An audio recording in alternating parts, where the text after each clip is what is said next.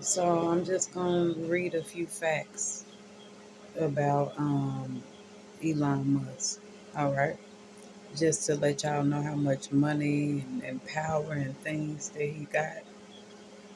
Okay, so let's do some facts real quick before I read a few other things.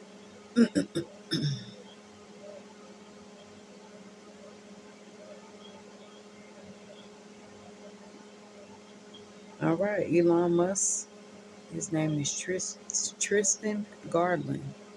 Okay, I'm guessing. Oh no, that's the contributor. Okay, cool. Elon Musk. He is the world's richest man, the man who sees a problem and changes it. He was born June 8th, 1971, in Pretoria, South Africa. In Pretoria, South Africa, and is the CEO of SpaceX and Tesla. He started his career by creating PayPal in 1999 because he wanted a safer way to pay for goods and services on the internet. Musk has said, well, what are some other problems that are likely to most affect the future of humanity? And so he created Tesla and SpaceX. Tesla is a car company that produces only electric cars. It was created July 1st, 2003. Okay, so far the company has created six vehicles: the Model 3, the Model S, the Model X, the Model Y, Cybertruck, and Roadster.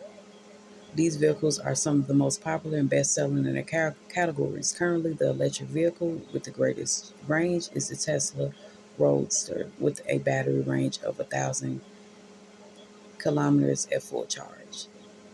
The other company headed by Musk is SpaceX. SpaceX aims to put people on Mars and reduce the cost of space and travel.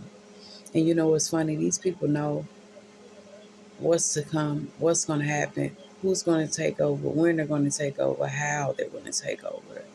And it just brings me back to these robots and the fact that they know that the things they're putting in place, okay, will definitely have humans deteriorate over time.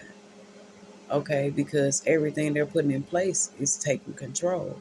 And it's going to take over your mental, then your spiritual, then your physical. But anywho, let me finish. And reduce the cost of space travel. In total, SpaceX has launched 112 rockets, landed 74 rockets, and reflown 54 rockets. In the year of 2020, SpaceX launched 26 rockets and had their 100th successful mission. One of their most recent launches was on February the 2nd, 2021. This launch was not a successful one. The rocket was launched Tuesday at 1:19 p.m. and they attempted landing 28 hours later, Wednesday at 5:14 p.m. Okay, and the footage was broadcast to the world, which ended in a large explosion and the loss of the rocket. 2021, a company plans to launch 40 rockets with the hopes of landing all of them and reusing as many as possible, while also optimizing space travel so that year the human race will be able to live on Mars. Elon Musk, he is the man who can make the world and the other planets in our solar system a place that can be lived on for many generations. All right.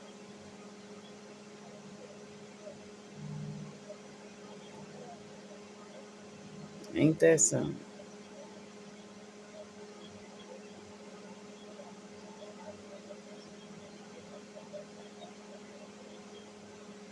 Okay, I gotta find. Um,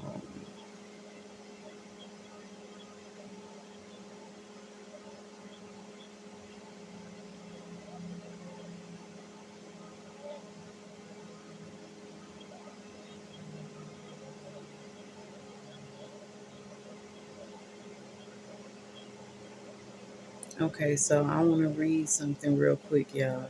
Please bear with me.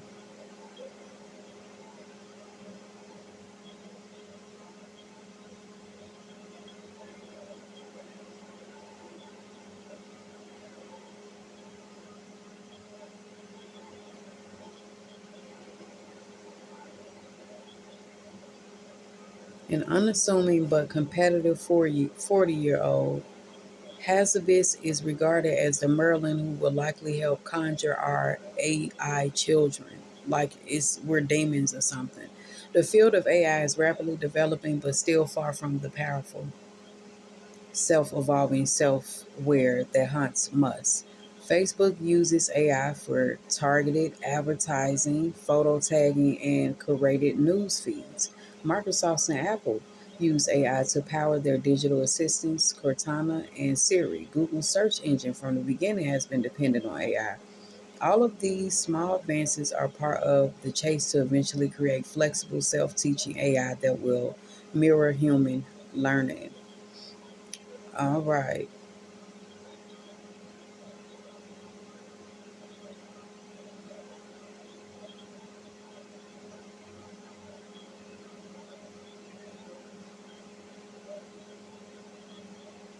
Peter Thiel, the billionaire venture capitalist and Donald Trump advisor who co-founded PayPal with Musk and others, and who in December helped gather skeptical Silicon Valley titans, including Musk, for a meeting with the president-elect, told me a story about an investor in DeepMind who joked as he left a meeting that he ought to shoot Hazabis on the spot because it was the last chance to save the human race. Elon Musk began warning about the possibility of AI running Amic 3 years ago. It probably hasn't eased his mind when one of Hazabis' partners in DeepMind, Shane Legg, stated flatly, I think human extinction will probably occur, and technology will likely play a part in this. Musk has been an investor in the company. He told me that his involvement was not about a return on his money, but rather to keep a wary eye on the arc of AI. It gave me more visibility into the rate at which things were improving. And I think they're really improving at an accelerating rate far faster than people realize. Mostly because it in everyday life you don't see robots walking around. Maybe your Roomba or something, but Roombas aren't going to take over the world. In startling public reproach to his friends and fellow techies, Musk warned that he could be creating the means of their own destruction.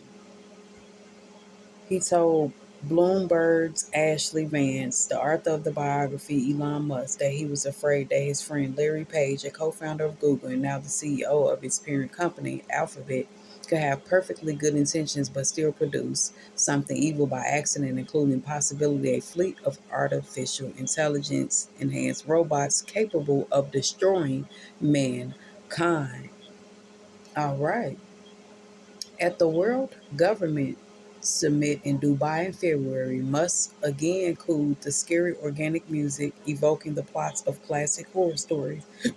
When he noted that sometimes that will happen and a scientist will get so engrossed in their work that they don't really realize the ramifications of what they're doing. He said that the way to escape human obsolescence in the end may be by having some sort of merger of biological intelligence and machine intelligence.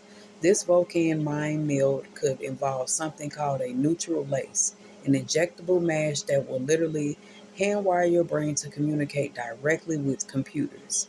We're already cyborgs, Musk told me in February.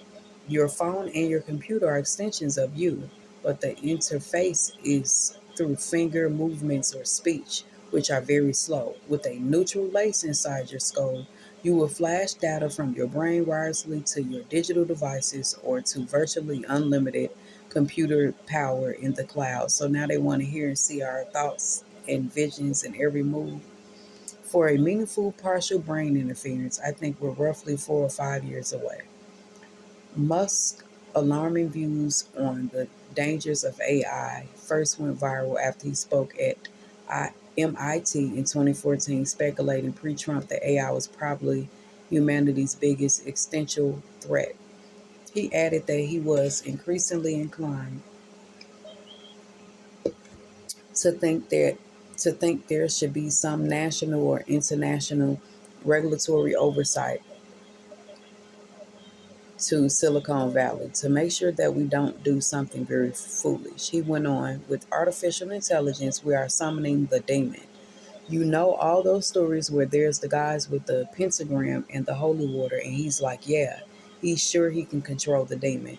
Doesn't work out. Some AI engineers found Musk's theatricality so absurdly amusing that they began echoing it. When they would return to the lab after a break, they'd say, okay, let's get back to work summoning.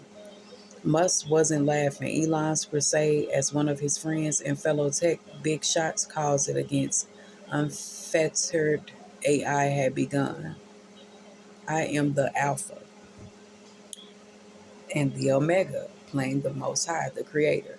Elon Musk smiled when I mentioned to him that he comes across as something of an Iranian hero. I have heard that before, he said in his slight South African accent. She obviously has fairly extreme set of views, but she has some good points in there. But I can't pronounce his name. Ayn Rand would do some rewrites on Elon Musk. She would make his eyes gray and his face more gaunt. She would refashion his public demeanor to be less droll, and she would not countenance his goofy giggle. She would certainly get rid of all his nonsense about the collective good. She would find great material in the 45-year-old's complicated personal life. His first wife, the fantasy writer Jessica Musk, and their five sons, one set of twins, one of triplets, and his much younger second wife, the British actress Tallulah Riley, who played the boring Bennett sister in the Keira Knightley version of Pride and Prejudice. Riley and Musk were married, divorced, and then remarried. They are now divorced again. Last fall, Musk tweeted that Tallulah does a great job playing a deadly sex robot on HBO's Westworld, adding a smiley face emotion emoticon. It's hard for mere moral women to maintain a relationship with someone as insanely obsessed with work as Musk. How much time does a woman want a week? He asks Ashley Vance. Maybe 10 hours. That's kind of the minimum. Mostly around with Savior Musk. I'm still thrown off by the fact that you will want somebody to play a deadly sex bot.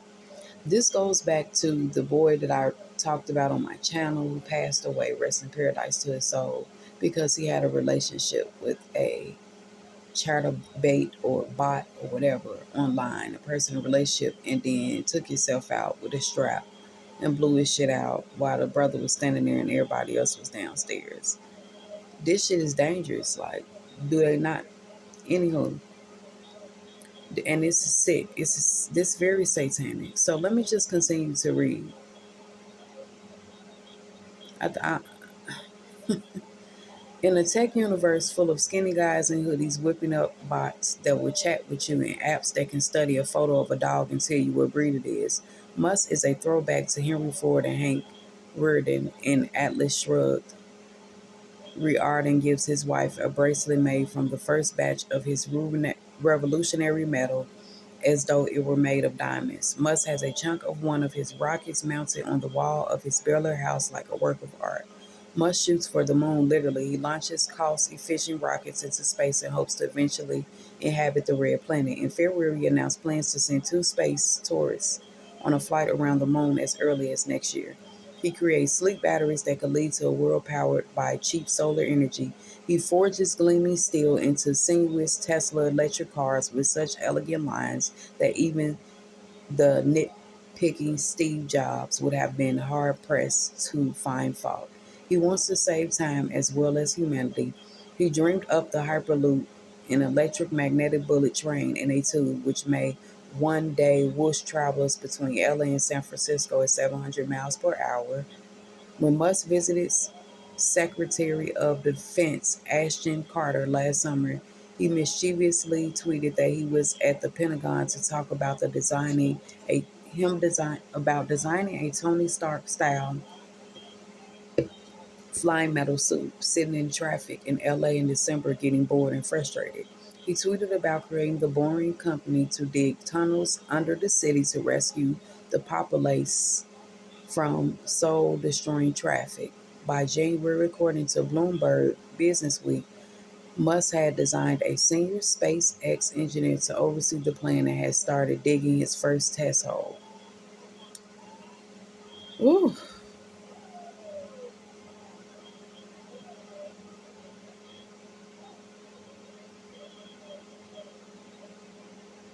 all right. Well, um, Buddy got a lot going on.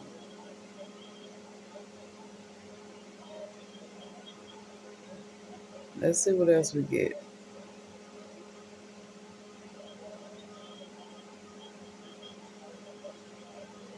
All right, Elon Musk. He plans on fighting. No, Elon Musk and Altman have found OpenAI, a billion-dollar nonprofit company, to work for safer artificial intelligence. I sat down with the two men when their new venture had only a handful of young engineers and a makeshift office and an apartment in San Francisco's Mission District that belongs to Greg Brockman, OpenAI's 28-year-old co-founder and chief technology officer. When I went back recently to talk to Brockman and Susk Ever, the company's 30-year-old research director and also a co-founder, OpenAI have moved into an airy office nearby with a robot, the usual complement of snacks, and 50 full-time employees. Another 10 and 30 are on the way. Altman in gray t-shirt and jeans is all wiry, pale intensity. Musk's fervor is masked by his diffident manner and rosary countenance. His eyes are green or blue depending on the light, and his hips are plum red. He has an order of command while retaining a trace of the gawky, lonely South African teenager who immigrated to Canada by himself at the age of 17.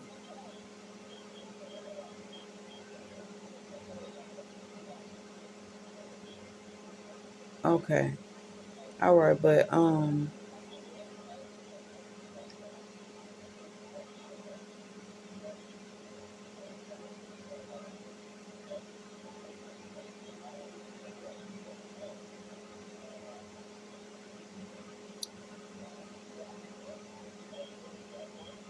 right. Musk believes that it is better to try to get super AI first and distribute the technology to the world than to allow the algorithms to be concealed and concentrated in the hands of tech or government elites.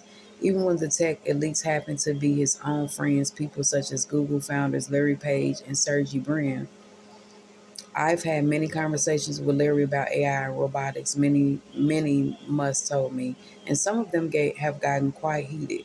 I think it's not just Larry, but there are many futurists who feel a certain inevitability or fatalism about robots, where we have some sort of peripheral role. The phrase used is "we are the biological bootloader for digital superintelligence." A bootloader is a small program that launches the operating system which you first turn on your computer. Matter can't organize itself into a chip, Musk explained, but it can organize itself into a biological entity that gets increasingly sophisticated and ultimately can create the chip. Musk has no intention of being a bootloader. Page and Brand see themselves as forces for good, but Musk says issues goes far beyond the motivations of a handful of Silicon Valley executives.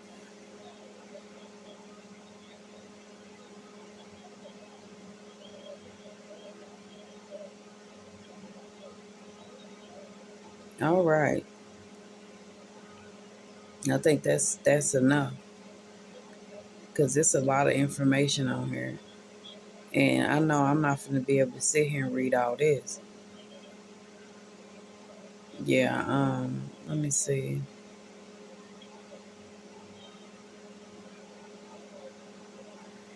Yeah, so that's it. Oh, that child.